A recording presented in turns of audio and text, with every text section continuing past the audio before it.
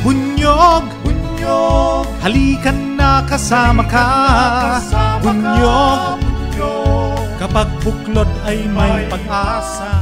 Handa ang ating gobyerno na ilikas sa mga Pilipino sa Taiwan sakaling lumala ang sitwasyon doon. Kasunod yan ang isinasagawang military drills ng China sa paligid ng Taiwan. Nasa frontline ng balitang yan, si Marian Enriquez.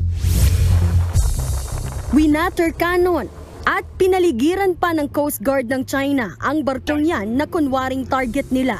Bahagi ito ng Chinese military drill sa paligid ng Taiwan nitong Huwebes at Biyernes. May mga pinalipad ding fighter jets ang army ng China at may idineploy pang mga barkong pandigma. Ayon sa Taiwan, nasa 46 na Chinese military planes ang nakitang dumaan sa median lane ng Taiwan Strait. Mismong China ang nagsabing layo ng naturang military drill na subukan ang kakayahan nilang manakop.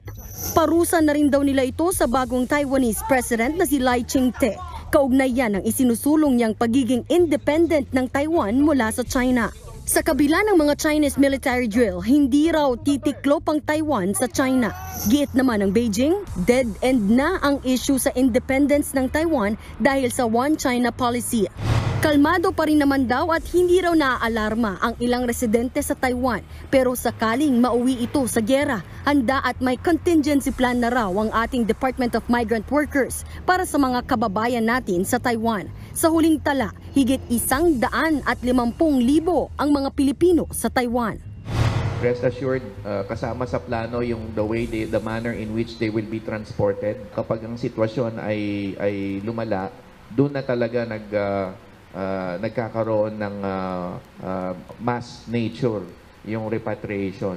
Kaya't yung nabanggit nyo, sir, posible talaga mayroon pang hindi gusto mo pero yun nga, as I said, sa karanasan, depende yun sa sitwasyon on the ground. Nagbabalita mula sa Frontline, Marian Enriquez, News 5. Namataan malapit sa Panatag Shoal ang pinakamalaking Coast Guard ship sa mundo na pagmamay-ari ng China. Yan ang China Coast Guard Vessel 5901 na tinatawag ding monster ship. Ayon sa Philippine Navy, pumasok ang barkong yan sa ating exclusive economic zone kahapon, 50 nautical miles mula sa Panatag Shoal. Una itong kinumpirma ng maritime security expert mula Amerika na si Ray Powell.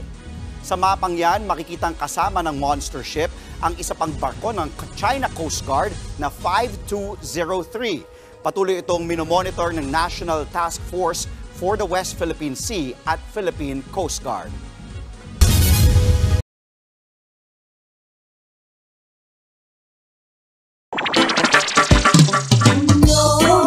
May kulanong salita na ang ibig sabihin dito ay ang pagkakaisa. Bunyog Party List. Halika na, Bunyog Party List ka na. Halika na, Bunyog Party List ka na. Sa susunod, ang atinang suportahan, Bunyog Party List, nagtataguyod ng katotohanan, lumalaban para sa bayan.